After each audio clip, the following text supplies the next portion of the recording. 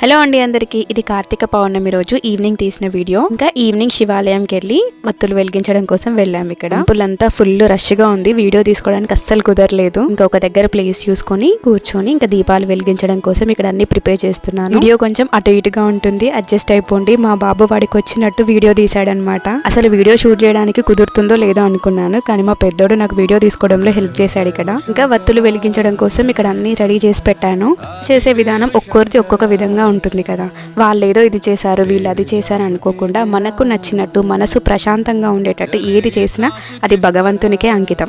ఇంకా ఈ మధ్య మన కోసం కాకుండా పక్క వాళ్ళతో పోటీ పడడం కోసమే పూజ చేస్తున్నట్టు ఉంటుంది. పక్క వాళ్ళు గంట కొట్టేస్తున్నారు, మనం కొట్టేయాలి వాళ్ళకన్నా ముందే అని. సో పూజ అనేది మనసు ప్రశాంతత కోసమే కానీ పక్క వాళ్ళ కోసం కాదు కదా. ప్రాసెస్ కొంచెం అటు ఇటుగా ఉంటుంది, కానీ అన్ని పూజలు ఆ దేవుడికి. ఇక మేము ఆ రోజు వెళ్లే టైంకే స్వామివారికి లక్ష పుష్పార్చన అండ్ అదే విధంగా లలిత పారాయణం కూడా జరుగుతుంది. ఇంకా దర్శనం చేసుకుని ఇంటికి వచ్చేస్తాం.